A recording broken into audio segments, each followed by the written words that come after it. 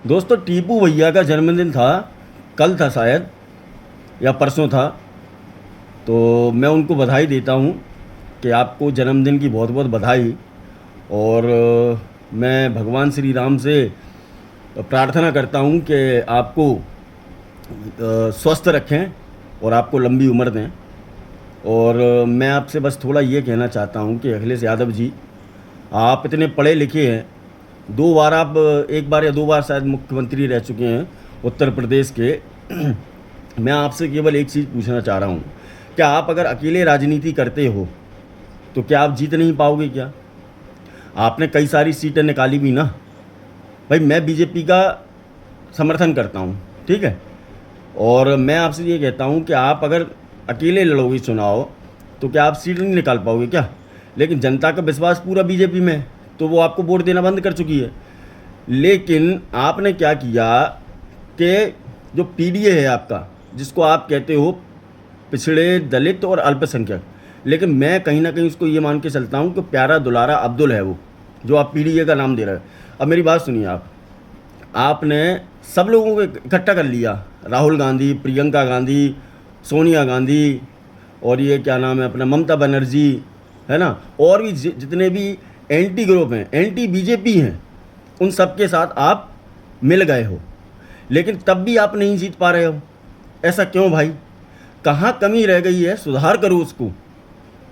अब इनने अपने जन्मदिन पर, दोस्तों मैं झूठ नहीं बोल रहा हूँ, एक जैसे क्या है कि 100 करोड़ हिंदू अगर इस देश में हैं तो उनके मन में ये है, जैसे मनोज राजन त्रिपाठी जो एक पत्रकार हैं, उनका कहना है कि एक बहुत बड़ा तबका ये सोचता है, जो अपने मन में एक बात रख के चलता है कि अगर हमने बीजेपी को हटा दिया तो एक बहुत बड़ा तबका जो है, जो एंटी बीजेपी है, वो अपनी घर में दुकाई रखी हुई चापड़ या फिर तलवारें या जो भी है वो लेके निकलेंगे और हिंदुओं पे अटैक करेंगे। ये मनोज राजन त्रिपाठी जी का कहना है। और बिल्कुल जहाँ तक मैं ये मानता हूँ कि ऐसा ही है। भाई, आज ये मान लो आप, अगर जैसे मान लो 100% मुसलमान हैं इस देश में, तो मुसलमानों में भी 75% मुस्लिम ऐसे हो गए हैं जिन लोगों को, जो पढ़े लिखे हैं, समझदार व्यक्ति, उनको ये समझ में आ गया कि हमको इनको वोट नहीं देना है। किसको? जो समाजवादी पार्टी है, जो कांग्रेसी है, वो ये समझ चुका है कि इन लोगों ने हमें कभी आगे नहीं बढ़ने दिया।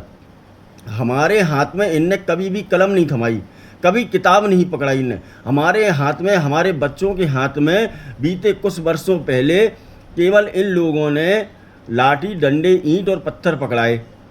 ये मुसलमान, जो 75% मुसलमान इस देश में जो 100% के अंदर हैं, वो ये सोच के बैठे हैं कि हम अपने बच्चों को आगे बढ़ाएंगे और उनका भविष्य के लिए जो करना पड़ेगा वो हम करेंगे, केवल हमें अपने बच्चों को पढ़ाना है। लेकिन वहीं पे जैसे इनने क्या किया, राहुल गांधी जी ने कल स्टेटमेंट जारी किया यादव जी के जन्मदिन पर कि कांग्रेस की हिस्सेदारी रहेगी पीडीए में, है ना।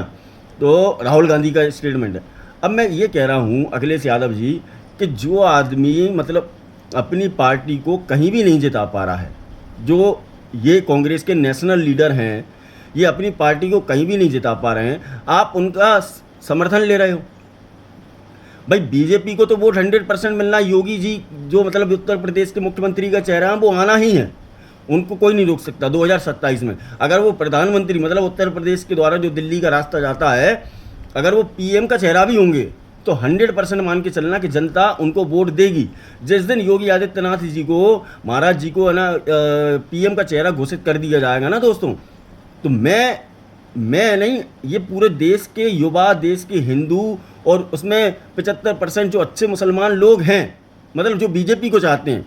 मैं ये नहीं कह रहा कि 100% चाहते हैं या फिर है ना 20% चाहते हैं या 50%, में ऐसा नहीं, मैं एक बात बता रहा हूँ, वो योगी जी को ही वोट देंगे। और ये मान के चलना कि 500 के समथिंग सीटें आ जाएंगी।